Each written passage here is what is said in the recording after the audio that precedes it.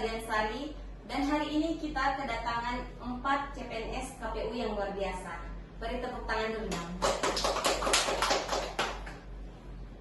Sebelum kita ngobrol, baiknya kita perkenalan diri dulu ya. Dimulai dari yang laki-laki. Hai Sobat WhatsApp, perkenalkan, nama saya Feritno, asal dari Pinrang, asal Satker dari KPU Kabupaten Pasangkayu.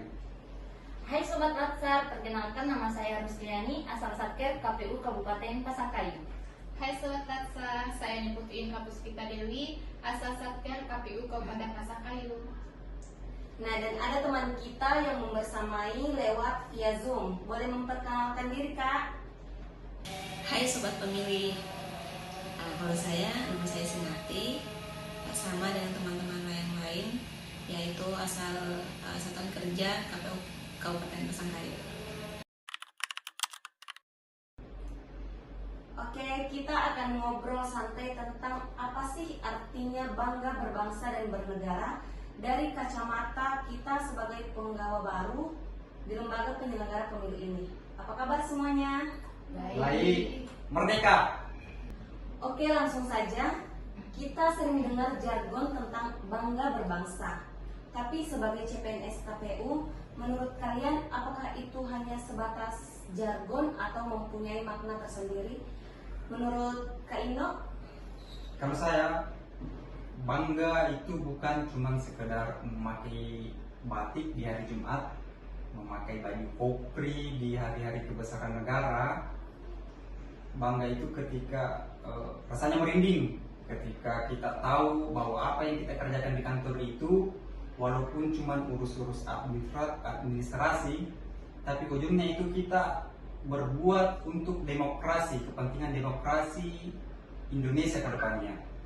Jadi ada berbeda gitu, ada kebanggaan tersendiri buat diri kita. Oke, menurut Kak Ani bagaimana? Saya setuju. Kita di KPU itu bekerja melayani pemilih dari Sabang sampai Merauke, di mana kita melihat banyak keberagaman. Tetapi keberagaman itu jangan dijadikan sebagai beban. Kita jadikan sebagai suatu kekayaan yang harus kita jaga. Di KPU kita jaga lewat pemilu yang berintegritas. Tapi jujur ya, menjadi bagian dari negara ini memang mempunyai tantangan yang besar.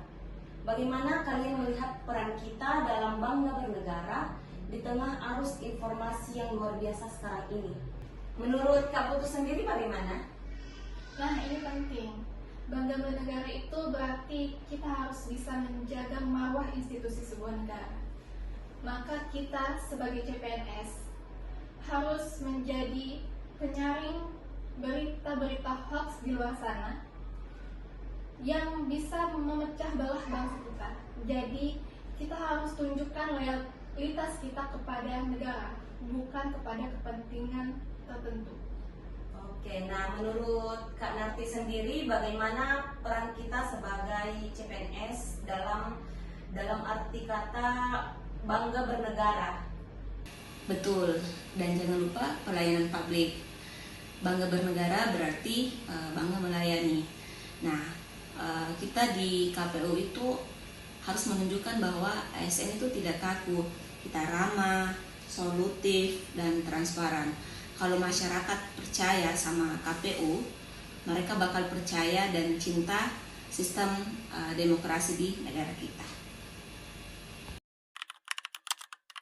Rekan-rekan CPNS, kalau kalian bisa kasih satu pesan buat generasi muda di luar sana agar makin cinta sama Indonesia, apa tuh? Boleh dari Kak Ina dulu? Teman-teman, jangan cuma jadi penonton. Indonesia itu adalah proyek bersama-sama. Berbanggalah dengan berkontribusi untuk negara sekecil apapun itu. Dari Kak Ani, apa pesan untuk generasi muda? Pesan saya untuk generasi muda yang di luar sana, gunakanlah hak pilih kita dengan bijak, karena itu adalah cara simpel untuk menyatakan aku cinta Indonesia.